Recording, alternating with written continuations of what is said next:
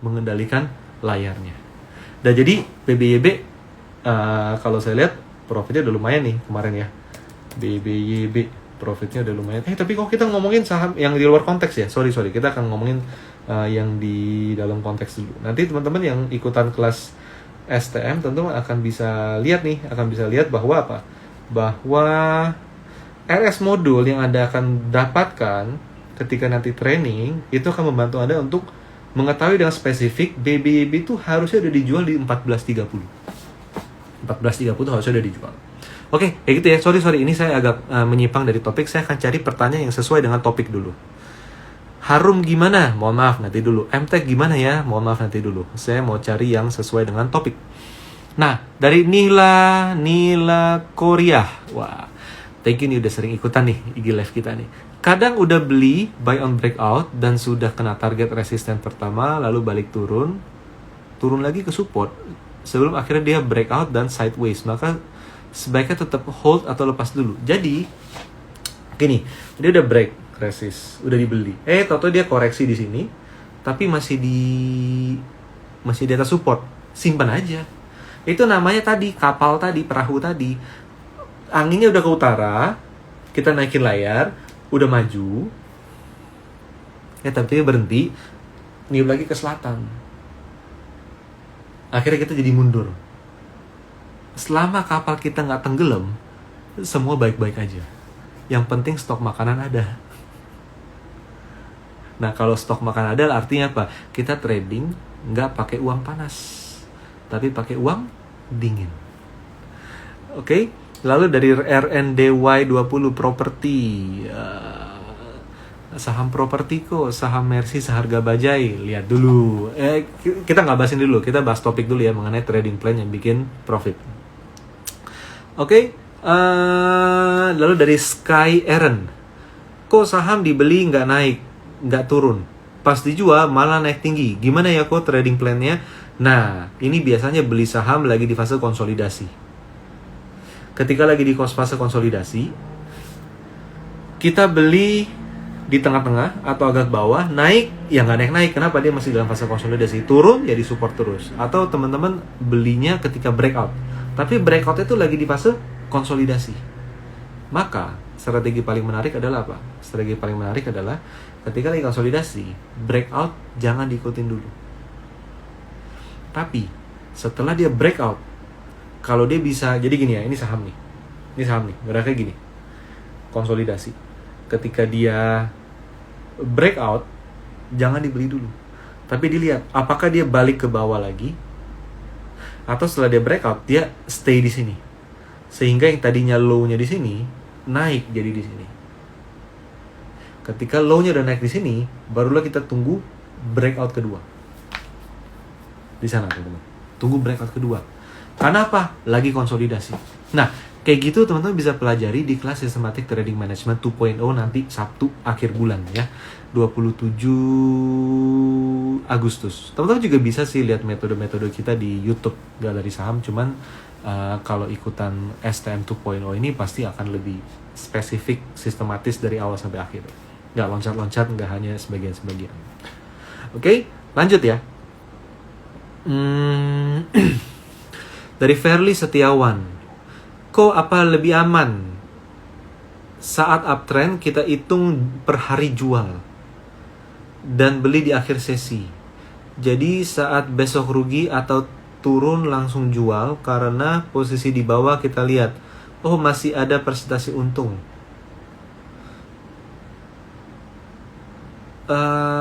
Jangan dipusingin gitu Pak, menurut saya jangan dipusingin gitu Pak. Karena kalau kita udah beli misalnya di 1000, udah di 1000, dia udah naik jadi 1050 atau 1100, udah dong naik 10% kan. Kalau dia tiba-tiba turun jadi 1070 lagi, ya kan posisi memang masih untung ya karena modal 1000 kan. Cuma kita jangan terlalu fokus pergerakan harian. Hari ini naik berapa, besok turun berapa, naik berapa, turun berapa.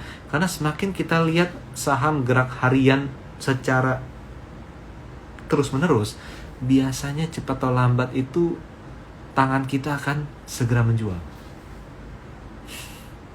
saya nggak tahu nih tangannya kenapa. Ini tangan ini tuh sumber masalah kalau lagi trading gitu. Gue pengennya simpen, tapi kenapa dia jual di saham yang lagi rally di situ. Itulah pentingnya trading plan. Jadi trading plan itu, cara nyimpen itu otomatis apa? Membantu kita untuk tidak overthinking ketika sahamnya naik turun dalam hitungan hari. Gitu ya Pak ya. Semoga jawaban saya sesuai dengan pemahaman yang saya baca di pertanyaan ini.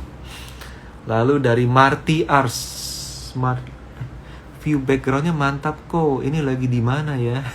Intermezzo ya tuh. Lagi lihat kotak gitu. Jadi kalau IG live saya hadap sana, tapi kalau lagi kerja saya hadap belakang. Oke, thank you.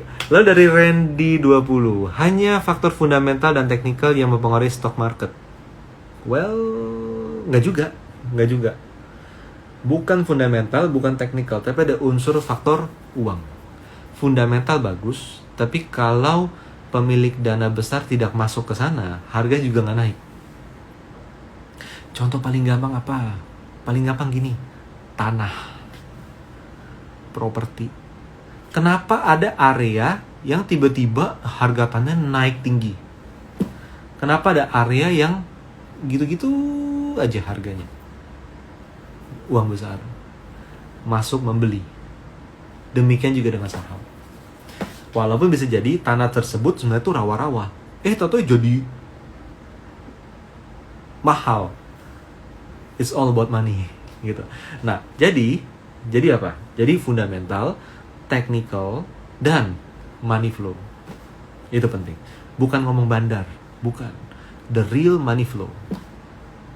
Investasi langsung juga salah satu faktornya. Oke. Dari teoris, Star sekarang bermain di finansial ya kok. Star apa ya? Saya nggak mantau. Kalau itu saham, saya nggak terlalu mantau, teman-teman. Saya nggak mantau saham. Nah, dari Pak Aceh Pabi, saham raja uptrend terus. Gimana cara menggunakan indikatornya?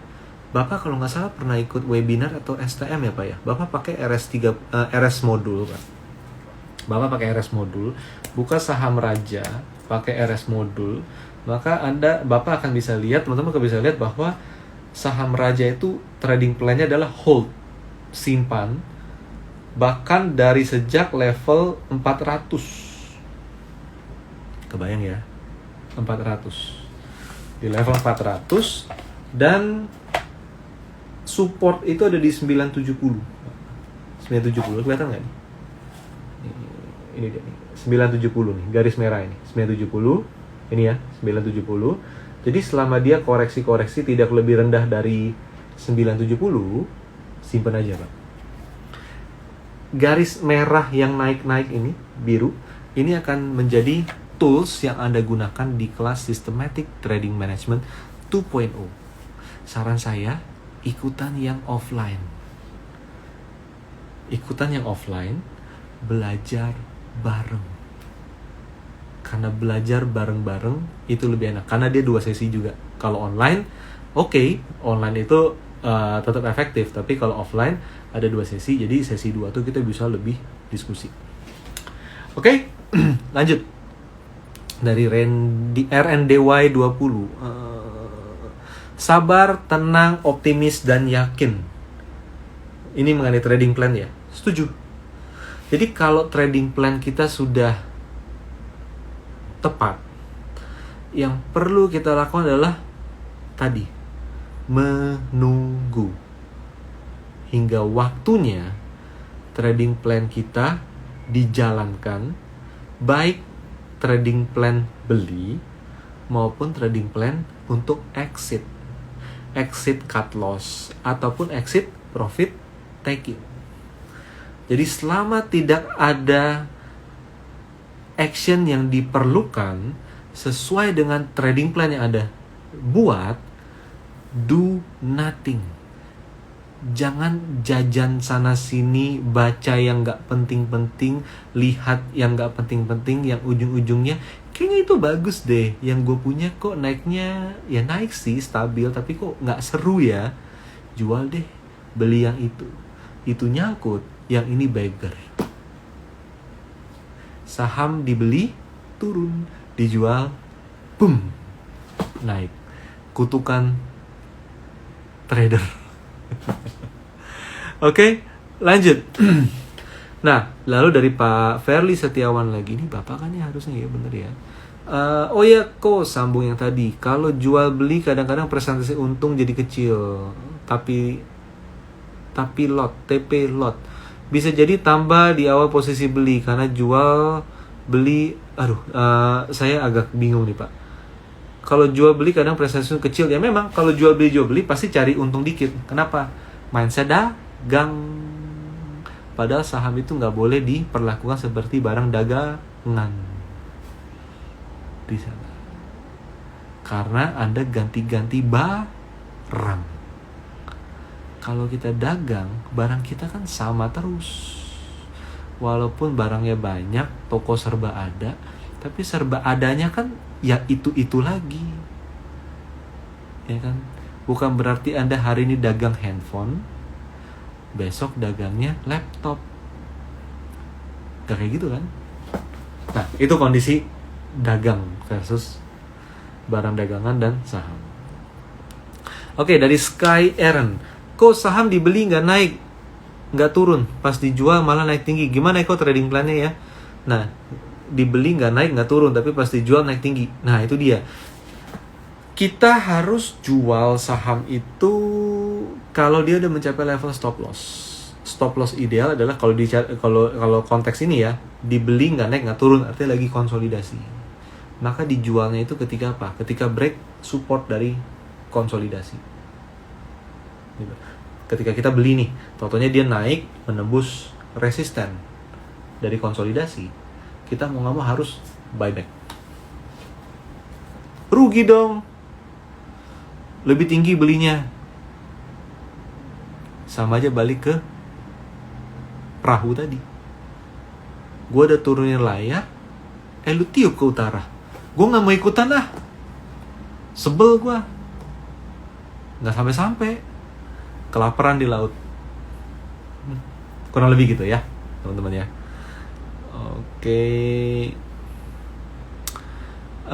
Sekarang lanjut lagi, saya mau cek ada pertanyaan apa lagi di sini ya. Dari Pak Marcelinus AS. Beda sektor apa boleh beda standar indikator yang kita buat sendiri? Jangan. Indikator itu bagaikan pekerjaan kita. Apakah kita mampu bekerja di 5 perusahaan berbeda? Enggak. Sama. Kita pakai indikator. Jadi indikator tuh kayak cara kerja kita. Jadi di 5 perusahaan berbeda, saya pakai 5 gaya yang berbeda. Saya di perusahaan A, saya tipenya introvert. Saya di perusahaan B, saya tipenya extrovert. Di perusahaan C, saya tipenya dominan. Ada yang sanguinis. Nggak bisa. Kita ya kita. Maka indikator atau metode analisa harus sama. Ujung-ujungnya indikator itulah yang membuat kita tahu ini saham tidak cocok buat saya. Itu tingkat tertingginya, teman-teman. Itu saham baru cocok buat saya.